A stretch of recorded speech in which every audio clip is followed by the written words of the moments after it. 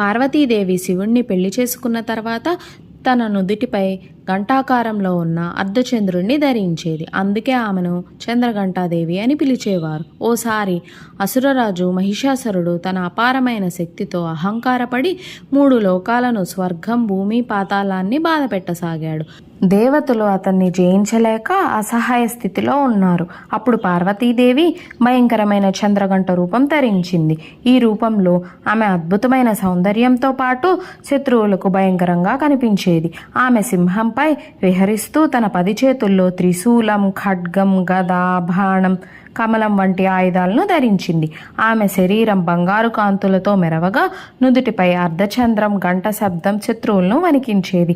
ఆ గంట నినాదం చెడు శక్తులన్నింటినీ నాశనం చేసేది. మహిషాసురుని సైన్యం ముందుకి రాగా గంభీరమైన యుద్ధం మొదలైంది. దేవి చంద్రగంట గర్జనతో ఆకాశం, భూమి కంపించాయి. ఆమె తన ఆయుధాలతో అనేక రాక్షసులను సంహరించింది. గంట శబ్దం విని రాక్షసులు తట్టుకోలేకపోయారు. చివరికి మహిషాసురుడు ఓడిపోయి దేవతలు తిరిగి తమ శక్తుల్ని పొందారు. భక్తులు ఇలా నమ్ముతారు: చంద్రఘంటాదేవిని ఆరాధించడం వల్ల భయం, కష్టం, అడ్డంకులు తొలగి ధైర్యం, శక్తి, శాంతి లభిస్తాయని. శత్రువులకు ఆమె భయంకరంగా కనిపించిన భక్తులకు మాత్రం ఆమె ప్రేమతో, కరుణతో కాపాడే తల్లిలాగా ఉంటారు. నవరాత్రుల్లో 3వ రోజు చంద్రఘంటాదేవిని పూజిస్తారు.